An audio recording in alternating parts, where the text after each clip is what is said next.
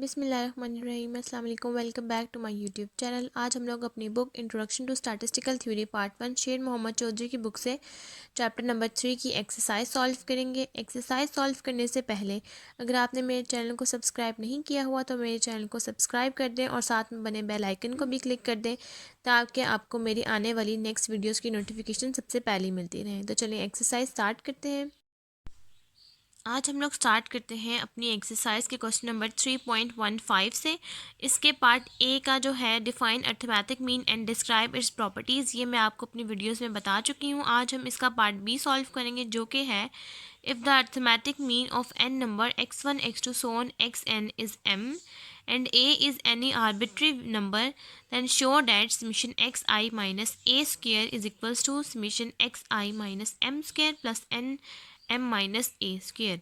ये हम लोगों ने प्रूफ करना है कि हमारे पास जो ये लेफ्ट हैंड साइड है वो राइट हैंड साइड के इक्वल है कि नहीं। तो चलिए अब इसका सोल्यूशन स्टार्ट करते हैं। अब हम इसका सोल्यूशन स्टार्ट करते हैं। सोल्यूशन स्टार्ट करने के लिए हमने यहाँ पर सोल्यूशन के अंदर वही इक्वेशन लिख ली जो हमने प्रूफ करनी है। ये वाली साइड हमारे पास लेफ्ट हैंड साइड है और ये वाली साइड हमारे पास राइट हैंड साइड है। ये हमने इसको नाम दे दिया इक्वेशन 1 का। अब हमारे पास ये है लेफ्ट हैंड साइड, हमने इसको सॉल्व करते हुए ये फॉर्म लेकर आनी है। तो हम यहाँ लिखेंगे लेफ्ट हैंड साइड, इसका मतलब होता है left hand side is equals to summation x I minus A square is equals to, ये हमारे पास लेफ्ट हैंड साइड के ये फॉर्म है जिसको हमने प्रूफ करना है और ये चीज़ लेकर आनी है। तो अब हम लोग करेंगे add and subtract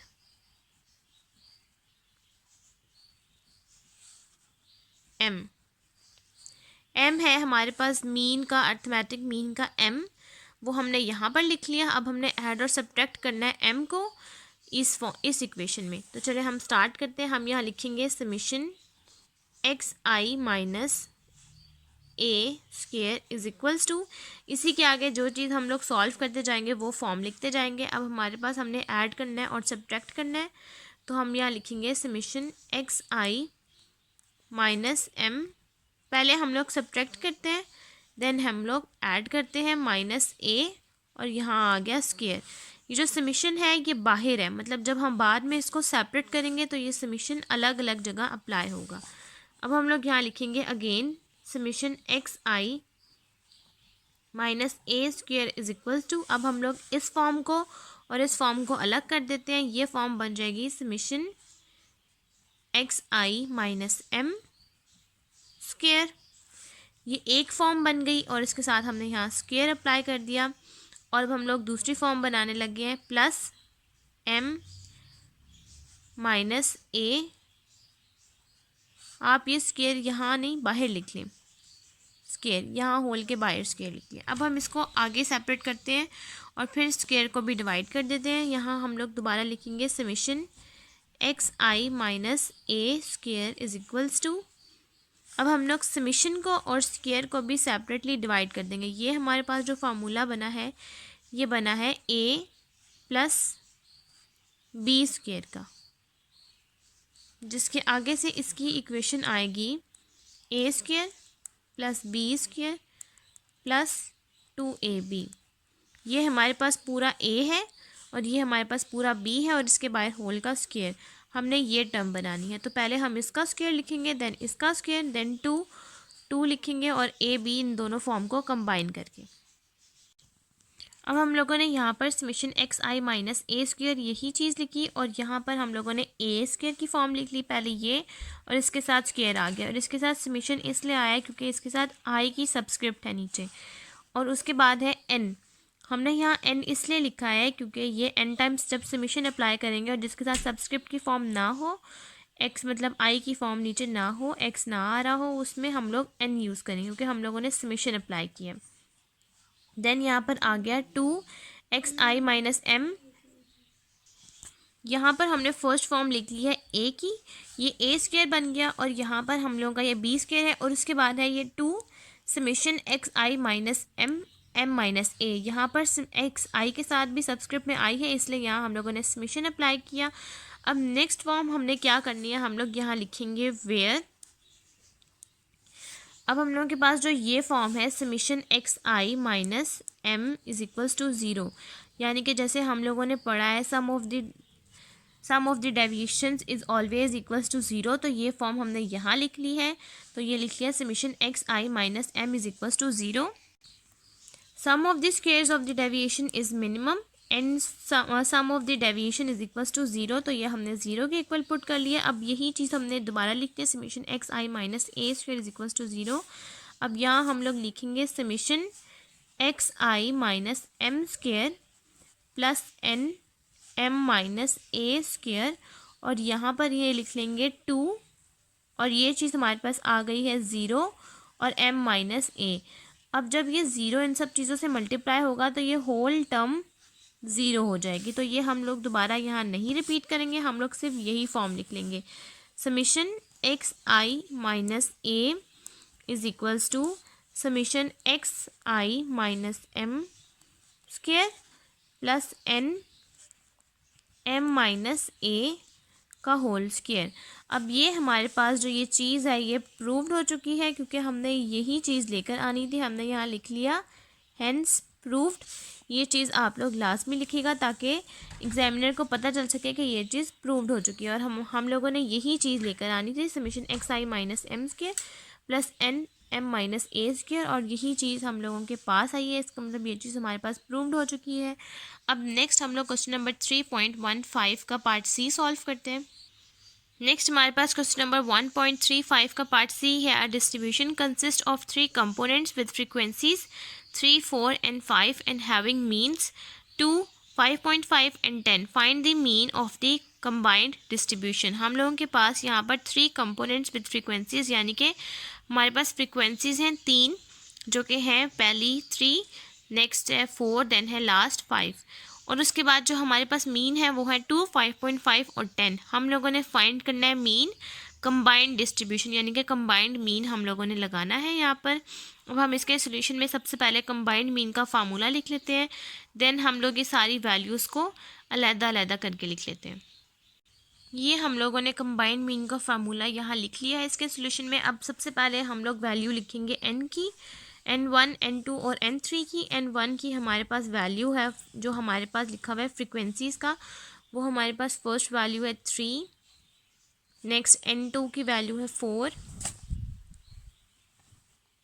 next n3 की वैल्यू है 5, और उसके बाद हमारे पास x1 की वैल्यू है, x बार 1 की वैल्यू है फर्स्ट 2, देन x बार 2 की वैल्यू है 5.5,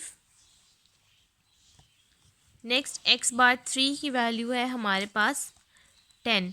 अब हम इन सब वैल्यूज़ को इस फार्मूले में पुट करते हैं और हम कंबाइंड मीन का फार्मूला सॉल्व कर लेते हैं। ये सब वैल्यूज़ हमने कंबाइंड मीन के फार्मूले के अंदर पुट कर ली है। अब हमने 3 को 2 से, 4 को 5.5 से और 5 को 10 से इन सब वैल्यूज़ को मल्टीप्लाई किया, हमारे पास आंसर आया 78, और 3, 4 और 5 को हमने ऐड किया, हमारे पास आंसर आया 12। अब 78 को हम लोग डिवाइड करेंगे 12 पे, हमारे पास कंबाइंड मीन का फार्मूला आएगा 6.5। ये हम लोगों के पास कंबाइंड मीन का आंसर आ गया। एक्स बार सी यानी कि कंबाइंड मीन का आंसर है हमारे पास 6.5, ये हम लोग यहाँ लिख लेंगे। अब नेक्स्ट हम लोग अपना क्वेश्चन सॉल्व करेंगे, क्वेश्चन नंबर 3.16। अब हम लोग नेक्स्ट क्वेश्चन नंबर 3.16 सॉल्व करते हैं। यहाँ पर है स्टेट, पहला पार्ट है state the properties of the arithmetic mean. ये मैंने प्रॉपर्टीज़ ऑफ अरिथमेटिक मीन आपको मेरे चैनल की वीडियोस पे मिल जाएंगी। नेक्स्ट पे है part b, show that summation x I minus A square is equals to summation x I minus x bar square plus n x bar minus A square. In other words show that the sum of the square where x is a is equals to x bar is smallest. इसका proof भी मैं आपको अपने channel की video पे करवा चुकी हूँ, ये मैं आपको इसका लिंक डिस्क्रिप्शन बॉक्स में दे दूँगी। नेक्स्ट है हमारे पास क्वेश्चन नंबर 3.16 का पार्ट सी।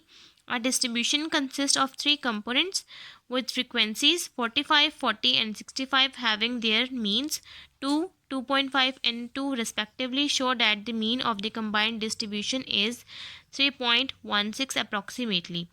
इसी तरह से जिस तरह से हमने क्वेश्चन नंबर 3.15 का पार्ट सी किया है सिंपल, अगेन इसी तरह से हम लोग ये वाला पार्ट करेंगे। सबसे पहले हमारे पास n दिए हुए हैं, n1 n2 n3 दिया हुआ है 45 40 और 65, और उसके बाद हमारे पास बात की गई है मीन की यानी कि x बार की। वो है फर्स्ट x बार है हमारे पास 2, सेकंड है 2.5 और देन है 3 एंड देन है x बार 3 2। हम लोगों ने इसमें सिंपल वही यूज़ करना है, कंबाइंड अर्थमेटिक मीन हमने यूज़ करना है। अब हम सबसे पहले सोल्यूशन में सबसे पहले इसका फार्मूला लिख लेते हैं और इन सब वैल्यूज़ को उस फार्मूले में पुट कर देते हैं। ये सब वैल्यूज़ हमने अपनी सारी इस फार्मूले में पुट कर ली हैं। सबसे पहले हमने ये n की वैल्यू लिखी, फिर x बार 1 की, फिर ये n2 की, x बार 2 की, n3 की और x बार 3 की, और नीचे वैल्यूज़ आ गई n1 n2 और n3 की। अब हम इन सब वैल्यूज़ को मल्टीप्लाई करेंगे एक दूसरे के साथ और देन डिवाइड कर देंगे इन सब वैल्यूज़ के साथ।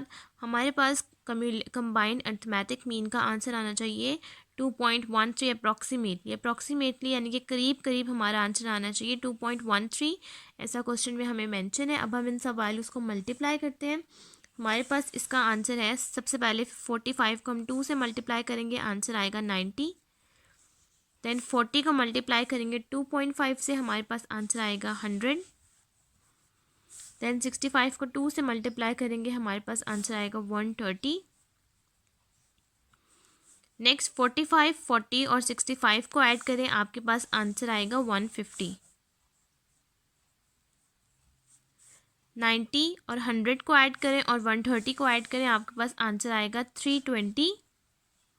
320 को आप लोग डिवाइड कर दें 150 के ऊपर, आपके पास अप्रॉक्सीमेटली आंसर आ जाएगा 2.13। वही आंसर आ रहा है जो हमें चाहिए, 2.13 हमारे पास आंसर आ गया। ये हमारे पास कंबाइंड मीन का आंसर हमारे पास आ गया है क्वेश्चन नंबर 3.16 के लिए। अब नेक्स्ट हम लोग क्वेश्चन सॉल्व करते हैं, क्वेश्चन नंबर 3.17।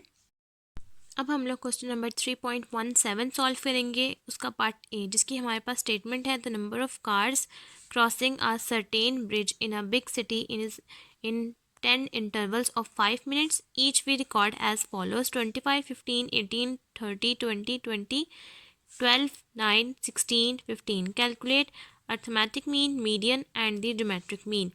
हमारे पास यहाँ पर 10 इंटरवल्स हैं, यानी कि 10 हमारे पास नंबर्स ऑफ कार्स के हमारे पास मिनट्स हैं। उसके बाद हम लोगों के पास यहाँ पर नीचे पूरा डेटा जो वैल्यूज़ हमारे पास मेंशन है वो भी 10 है। सबसे पहले हमने कैलकुलेट करना है अर्थमेटिक मीन, देन मीडियन और उसके बाद ज्योमेट्रिक मीन।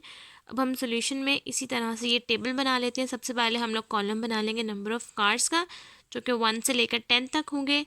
नेक्स्ट हम इन सब वैल्यूज़ को अरेंज करके लिख लेंगे, क्योंकि हमने मीडियन भी निकालना है, तो हमें मीडियन में अरेंज डाटा चाहिए।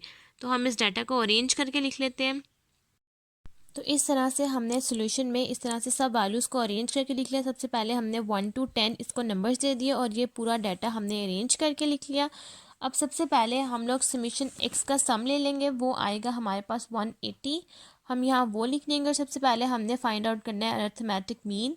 हम यहाँ अर्थमेटिक मीन का फार्मूला लिख लेंगे। अनग्रुप्ड का फार्मूला हम लोग यहाँ लिखेंगे, क्योंकि इसमें हमारे पास फ्रिक्वेंसी मेंशन नहीं है, ये हमारे पास अनग्रुप्ड है, इसलिए हम लोग अनग्रुप्ड का फार्मूला लिखेंगे। और मीडियन का भी हम अनग्रुप्ड यूज़ करेंगे और ज्योमेट्रिक मीन का भी हम लोग अनग्रुप्ड का फार्मूला ही यूज़ करेंगे। सबसे पहले हम यहाँ इसका सम लिख लेंगे, वो है 180।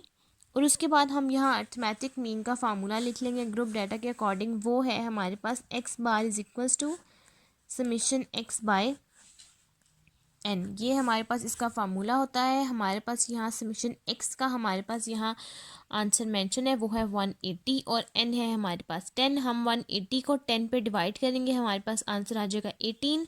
हम यहाँ वो लिख लेते हैं, summation x is equals to 180 by 10।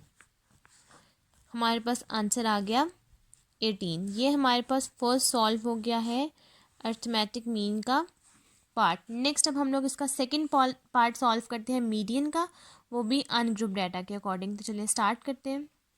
अब मीडियन के लिए हमने यहाँ पर मीडियन का अनग्रुप के अकॉर्डिंग फार्मूला लिख लिया है, वो है वैल्यू ऑफ n+1/2। ये अनग्रुप्ड है, इसलिए यहाँ पर हमारे पास आएगा n+1/2 th आइटम।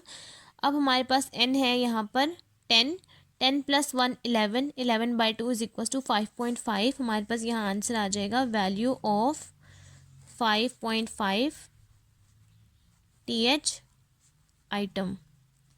अब जो हमारे पास इस तरह से आ जाए कि हमारे पास 5.5 आ जाए, तो इसका मेथड मैंने आपको बताया था कि आपने ऐसे करना है कि पहले पॉइंट से पहले जो वैल्यू होगी उसको आपने करना है फिफ्थ टर्म प्लस 0.5। 5.5 लाया करता है 6 और 5 के बीच में, तो हम यहाँ लिखेंगे six term plus fifth term. अब हमने ये देखना है कि हमारे पास फिफ्थ टर्म पे और सिक्स टर्म पे कौन सी वैल्यू लाई कर रही है। अब हमारे पास ये डाटा है, फिफ्थ टर्म पे हमारे पास वैल्यू लाई कर रही है 16 और सिक्स पे लाई कर रही है 18। हम यहाँ लिख लेंगे 16 प्लस 0.5, 18 प्लस 18 माइनस 16, यहाँ माइनस है 18 माइनस 16। अब इस पूरी वैल्यूज़ को लिख के हम इसको आपस में माइनस करेंगे और देन मल्टीप्लाई करेंगे और देन हम लोग ऐड करेंगे। तो चले हम लोग वैल्यूज़ लिख लेते हैं। ये हम लोगों ने उस फार्मूले के अंदर 16 फिफ्थ टर्म पे जो वैल्यू थी वो लिख ली 0.5, और सिक्स टर्म पे 18 था और यहाँ फिफ्थ पे 16। अब 18 में से 16 को हम लोग माइनस करेंगे, हमारे पास आंसर आ जाएगा 2 को हम मल्टीप्लाई करेंगे 0.5 से, हमारे पास आंसर आएगा 1। उसके बाद हम लोग 16 के अंदर 1 ऐड करेंगे, हमारे पास आंसर आ जाएगा 17। हम यहाँ लिखेंगे 16 प्लस 1, मीडियन का आंसर हमारे पास आया है 17 को। इस सिंबल को हम लोग मीडियन से डिनोट करते हैं, इसलिए ये हमारे पास मीडियन का आंसर आ गया है। नेक्स्ट अब हम लोगों के पास थर्ड पार्ट है ज्योमेट्रिक मीन। ज्योमेट्रिक मीन हम लोग सॉल्व करते हैं अनग्रुप डाटा के फॉर्मूले से। अब ये हम लोगों ने ज्योमेट्रिक मीन अनग्रुप डाटा का फॉर्मूला लिख लिया है, वो है एंटी लॉग, ब्रैकेट में आएगा summation log of x by n. हमारे पास एक्स समीशन एक्स की वैल्यू है लेकिन लॉग ऑफ एक्स की वैल्यू नहीं है, और एन हमारे पास है 10। हम लोगों के लिए सबसे पहले इस फार्मूले में चाहिए समीशन लॉग ऑफ एक्स। उसके लिए हम लोग एक लॉग ऑफ एक्स का कॉलम बना लेंगे, और जितने इस तरह से आपने यहाँ पर एक कॉलम बना लेना है लॉग ऑफ एक्स का, और उसके बाद सबसे पहले आपने लॉग ऑफ 9 लेना है। उसका हमारे पास आंसर है 0.9542। नेक्स्ट आपने लॉग ऑफ 12 लेना है, उसके पास आपका आंसर आएगा 1.0792। इस तरह से आपने सब वैल्यूज़ का लॉग लेना है, लॉग ऑफ 15, लॉग ऑफ 16, 18, 20, 25, 30। आपके पास यहाँ कॉलम बन जाएगा और देन उन सब वैल्यूज़ को ऐड करना है, हमारे पास यहाँ समीशन का आंसर आ जाएगा।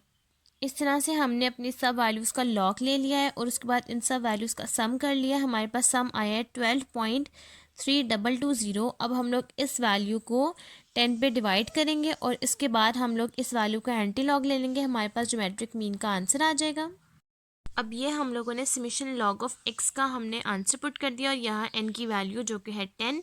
अब हम लोग 12.3220 को 10 पे डिवाइड करेंगे और देन इसका एंटी लॉग लेंगे। जब हम इस आंसर को इस पे डिवाइड करेंगे, हमारे पास आंसर आया है 1.2322।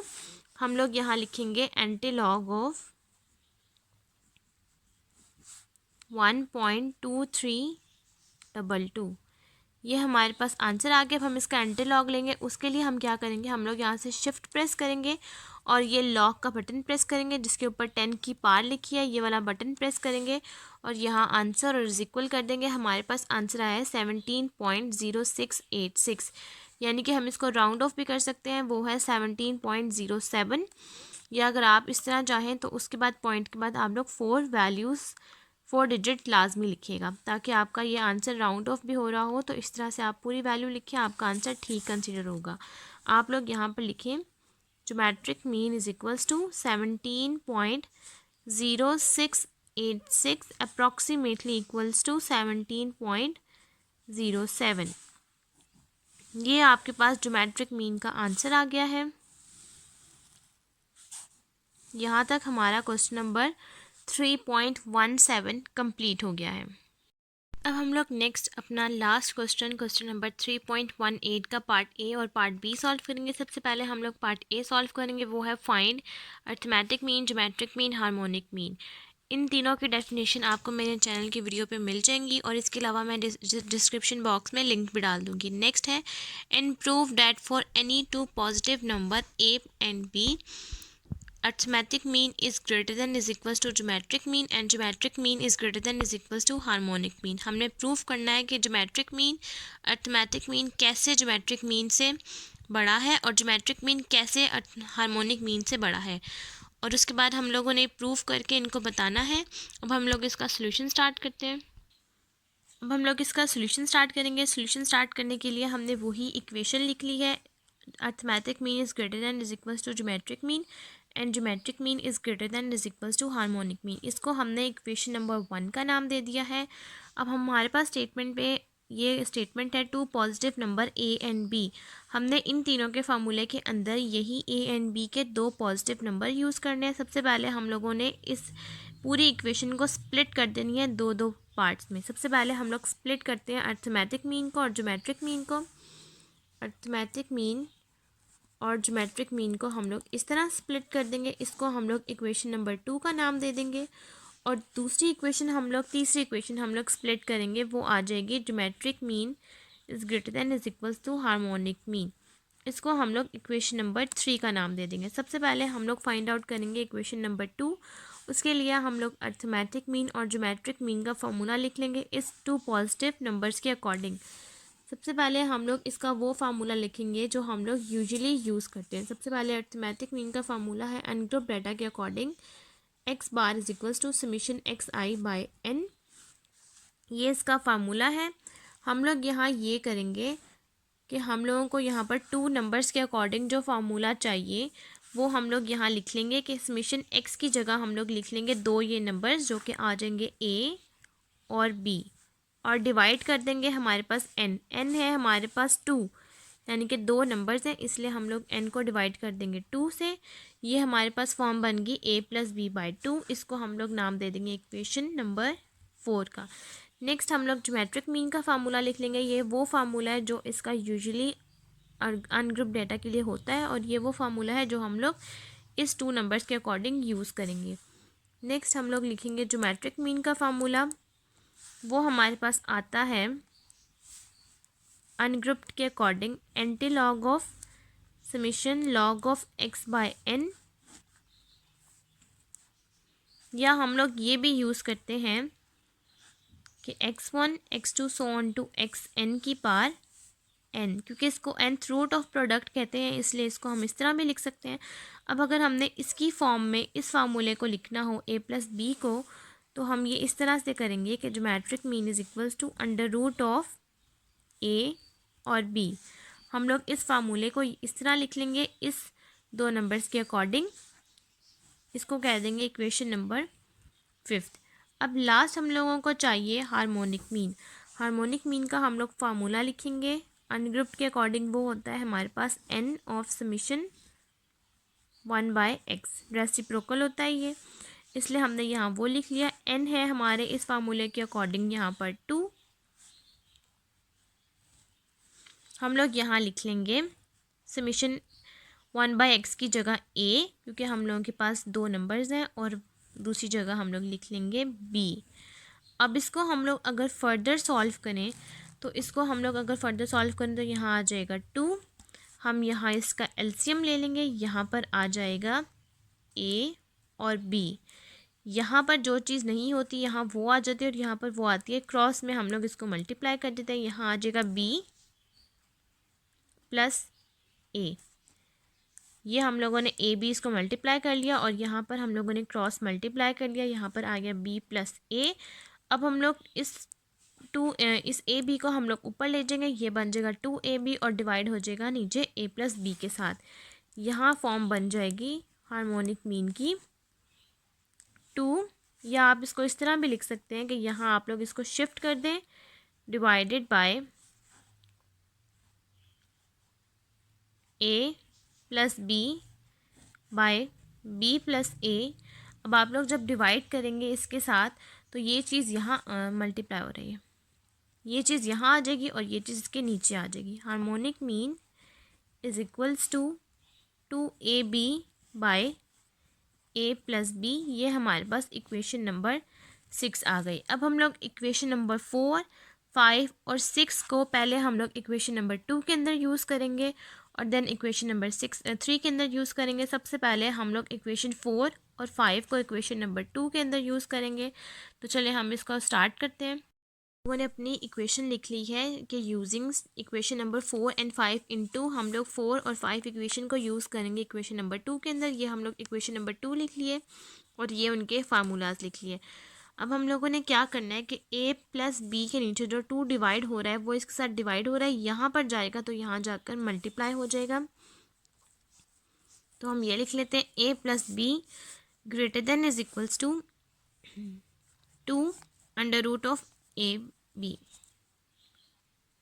अब इस अंडर रूट को ख़त्म करने के लिए हम यहाँ स्केयर ले लेंगे। हम यहाँ लिखेंगे squaring on both sides. Both sides का मतलब है कि हम दोनों तरफ हम लोग स्केयर ले लेंगे। हम यहाँ लिखेंगे a प्लस बी का स्केयर इज इक्वल्स टू 2 का स्केयर हो जाएगा 4 और under root of a b का स्केयर लेंगे तो ये अंडर रूट इस स्केयर के साथ कट जाएगा। तो हमारे पास यहाँ फॉर्म आ जाएगी a plus b square is equals to 4ab। अब ये 4ab यहाँ ऐड हो रहा है इज इक्वल के इधर आ जाएगा तो सब्ट्रैक्ट हो जाएगा a plus b square minus 4ab ये greater than is equals to 0। अगर हम लोग 4ab को इज इक्वल्स के इस तरफ लेकर जाएं तो ये 0 हो जाएगा और हमारे पास सिर्फ फॉर्म आ जाएगी a plus b square greater than is equals to 0। हम यहाँ लिख लेंगे विच इज़ ट्रू या फिर हम लोग लिख लेंगे विच इज़ प्रूव्ड।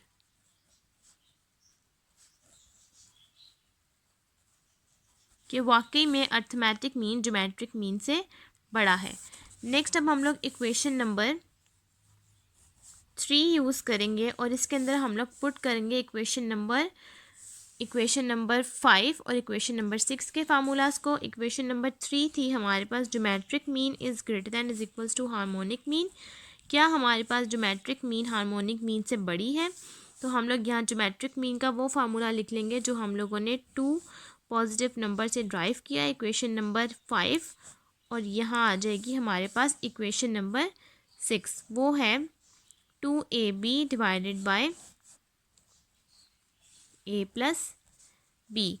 सबसे पहले अब हम लोग इस अंडर रूट को ख़त्म करेंगे। अंडर रूट को ख़त्म करने के लिए हम यहाँ स्केयर ले लेंगे।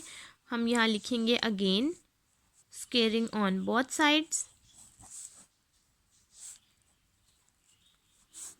यहाँ आ जाएगा a plus b under root square is greater than is equals to यहाँ 2 का स्क्वेयर आ जाएगा 4 और यहाँ आ जाएगा a square b square divided by a plus b square. ये हमारे पास फॉर्म बन जाएगी। अब ये अंडर रूट इससे कट जाएगा। यहाँ पर हमारे पास सिंपली फॉर्म बनेगी a b greater than is equals to 4a square b square divided by a plus b का स्क्वेयर। अब नेक्स्ट हम लोग क्या करेंगे कि हमें इसी तरह से एक फॉर्म चाहिए a प्लस बी का square greater than is equals to 0 क्योंकि हम लोगों ने 2 पॉजिटिव नंबर्स को लेकर आना है तो इसलिए हम लोग इसको यहाँ पर शिफ्ट कर देंगे और ये चीज़ यहाँ मल्टीप्लाई हो रही है यहाँ आकर डिवाइड हो जाएगी। ये फॉर्म बन जाएगी a प्लस बी का square greater than is equals to 4a square b square divided by a b. अब ये सिंगल a इस स्क्वेयर के साथ कट हो जाएगा और ये सिंगल b इसके b के साथ कट हो जाएगा। हमारे पास यहाँ फॉर्म आ जाएगी a plus b square greater than is equals to 4ab। क्योंकि ये a स्क्वेयर के साथ था इसलिए ये यहाँ सिंगल रह जाएगा और b भी एक सिंगल कट हो गया तो एक रह गया। अब हम लोग यहाँ ये चीज़ यहाँ प्लस हो रही है यहाँ आकर सब्ट्रैक्ट हो जाएगी a plus b square minus 4ab greater than is equals to 0। ये चीज़ यहाँ चली जाएगी तो ये 0 हो जाएगी। हमारे पास पीछे फॉर्म बन जाएगी a plus b square greater than is equals to 0। ये हमारे पास ये चीज़ प्रूव्ड हो गई है। हम यहाँ लिखेंगे हेंस प्रूव्ड कि ये चीज़ ज्योमेट्रिक मीन वाकई में हमारे पास हार्मोनिक मीन से बड़ी है। तो ये चीज़ हमारे पास प्रूव्ड हो गई है। नेक्स्ट अब हम लोग इसका पार्ट बी सॉल्व करते हैं। क्वेश्चन नंबर 3.18 का पार्ट बी सॉल्व करते हैं, जो कि है the monthly income of 10 families in rupees in a certain locality are given below. हमारे पास मंथली इनकम है 10 फैमिलीज़ की, रुपीज़ में ये हमारे पास डाटा गिवन है। हमारे पास फैमिलीज़ हैं A to J, यानी कि 10 फैमिलीज़ हैं। नेक्स्ट हमारे पास उनकी इनकम मेंशन है। हमने सबसे पहले कैलकुलेट करना है अर्थमेटिक मीन, ज्योमेट्रिक मीन और हार्मोनिक मीन इन सब इनकम का। उसके बाद हमने ये बताना है which one of the above 3 averages represent the above figure best, कि इन 3 एवरेजेस में कौन सी हमारे पास जो एवरेज है वो सबसे बेस्ट फिगर शो कर रही है। तो चलिए हम स्टार्ट करते हैं। अब इसके सोल्यूशन में हम लोग इनकम यानी कि एक्स को लिख लेते हैं। उसके बाद हम लोग फर्स्ट फाइंड करेंगे अर्थमेटिक मीन, फैमिलीज एंड 10। हम लोग इन सब वैल्यूज़ को ऐड करके जो इसका सम आएगा उसको 10 पे डिवाइड करेंगे, हमारे पास अर्थमेटिक मीन का आंसर आ जाएगा। तो चलिए स्टार्ट करते हैं।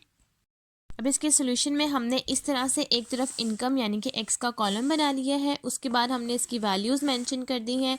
अब हम लोगों ने फर्स्ट फाइंड करना है अर्थमेटिक मीन। हम लोग यहाँ सबसे पहले यहाँ इन सब वैल्यूज़ का सम ले लेंगे। हमारे पास इसका आंसर आ रहा है 1116, ये हमारे पास इसका आंसर आया है। अब हम यहाँ अर्थमेटिक मीन ग्रुप्ड डाटा का फार्मूला लिखेंगे, वो है x bar is equal to summation x by n. हमारे पास एन है 10, क्योंकि हमारे पास 10 फैमिलीज़ हैं। हम लोग 1116 को डिवाइड करेंगे 10 के ऊपर, हम लोगों के पास आंसर आ जाएगा 111.60। ये हमारे पास अर्थमेटिक मीन का आंसर आ गया। नेक्स्ट अब हम लोगों ने फाइंड आउट करना है point number 2, geometric mean. Geometric mean हम लोग फाइंड आउट करेंगे। ज्योमेट्रिक मीन के लिए हम लोग यहाँ पर अनग्रुप डाटा ज्योमेट्रिक मीन का फार्मूला लिख लेंगे, वो है हमारे पास GM is equals to anti log of summation log of x by N. ये हमारे पास इसका फार्मूला है। हम लोगों को चाहिए यहाँ लॉग ऑफ एक्स की वैल्यू, एन है हमारे पास 10। हम लोग यहाँ पर कॉलम बनाएंगे लॉग ऑफ एक्स का, हम लोग वो कॉलम बना लेते हैं। सबसे पहले हम यहाँ पर ले लेंगे इन सब वैल्यूज़ का लॉग। सबसे पहले हम लोग लेंगे लॉग ऑफ 85, हमारे पास आंसर आएगा 1.9294। नेक्स्ट हम लोग लॉग लेंगे 70 का, हमारे पास आंसर आएगा 1.8451। लॉग ऑफ 10 लेंगे, हमारे पास आंसर आएगा 1.0000। इस तरह से अब हम इन सब वैल्यूज़ का लॉग ले लेंगे और इसका सम ले लेंगे। अब इस तरह से हमने इन सब वैल्यूज़ का लॉग ले लिया और इसका सम कर लिया, हमारे पास आंसर आया 17.4313। अब हम लोग इस वैल्यू को यहाँ पर पुट कर देंगे और डिवाइड कर देंगे 10 के साथ, हमारे पास आंसर आ जाएगा 1.74313। और इसके साथ हम इसका लॉग ले लेंगे, हमारे पास ज्योमेट्रिक मीन का आंसर आ जाएगा। तो चलिए स्टार्ट करते हैं। हम लोग यहाँ लिखेंगे geometric mean is equals to anti log, हम लोग यहाँ पुट करेंगे समीशन लॉग ऑफ एक्स की वैल्यू, वो है 17.4313। डिवाइड करेंगे 10 के साथ, हमारे पास आंसर आएगा 1.7 एंटी लॉग ऑफ 1.74313। अब हम लोग एंटी लॉग ले लेंगे इस वैल्यू का, हमारे पास ज्योमेट्रिक मीन का आंसर आ जाएगा 55.35 रुपीज़। हम लोग यहाँ रुपीज़ इसलिए मेंशन करेंगे, ये भी हमारे पास रुपीज़ है। हम लोग रुपीज़ इसलिए मेंशन करेंगे क्योंकि ये सारी वैल्यूज़ हमारे पास इनकम यानी कि रुपीज़ में है, तो हम लोग यहाँ मेंशन करेंगे हर चीज़ के साथ रुपीज़। अब हम लोग थर्ड अपना फाइंड आउट करते हैं harmonic mean. Harmonic mean find out करेंगे, उसके लिए हम लोग यहाँ पर अपना हार्मोनिक मीन का फार्मूला लिख लेंगे। हार्मोनिक मीन का अनग्रुप डाटा का फार्मूला लिख लेंगे यहाँ पर। अब ये हम लोगों ने हार्मोनिक मीन अनग्रुप डाटा का फार्मूला लिख लिया। अब इस फार्मूले के अकॉर्डिंग हमें इस चीज़ का एक्स का रेसिप्रोकल चाहिए। अब हम यहाँ पर अपना थर्ड कॉलम बनाएंगे 1/x का, और इस वैल्यू का हम लोग सम ले लेंगे और इस वैल्यू को हम लोग यहाँ पर पुट कर देंगे, हमारे पास आंसर आ जाएगा। अब ये हम लोगों ने अपना 1/x यानी कि रेसिप्रोकल कॉलम बना लिया, हमारे पास आंसर है 0.3470। ये हमारे पास आंसर आ गया। अब हम इस आंसर को हार्मोनिक मीन में के फार्मूले में पुट करते हैं। हार्मोनिक मीन का फार्मूला है n बाय समीशन 1/x। हमारे पास समीशन 1/x का फार्मूला है 0.3470 और n है हमारे पास 10। हम लोग 10 को डिवाइड करेंगे 0.3470 से, हमारे पास हार्मोनिक मीन का आंसर आ जाएगा रुपीज़ 28.8।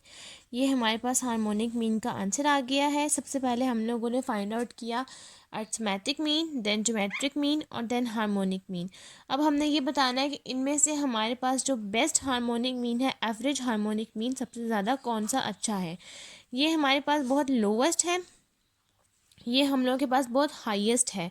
1.1.60 ये बहुत हाईएस्ट है, ये बहुत लोवेस्ट है, और ये हम लोगों का एवरेज यानी कि मिनिमम हम लोगों का है, ना ये ज़्यादा है और ये ना ज़्यादा कम है। तो ये हम लोगों के पास बेस्ट है। हम लोग यहाँ पर नीचे आंसर में ये लिखेंगे कि geometric mean is the best average. हम यहाँ एंड में बस ये इसके आंसर में ये लिख देंगे कि geometric mean is the best average, कि इन तीनों में से सबसे ज़्यादा बेस्ट एवरेज हमारे पास ज्योमेट्रिक मीन की है। यहाँ तक हमारे पास क्वेश्चन नंबर 3.18 कंप्लीट हो गया है। आज हम लोगों ने 3.15 से लेकर 3.18 तक क्वेश्चन सॉल्व किए हैं। अगर आपको मेरी वीडियो पसंद आए, आप इसको लाइक करें, शेयर करें और मेरे चैनल को सब्सक्राइब करें और मेरे बेल आइकन पर क्लिक करना ना भूलें, ताकि आपको मेरी नेक्स्ट आने वाली नोटिफिकेशन मिलती रहे। आज की वीडियो के लिए थैंक यू।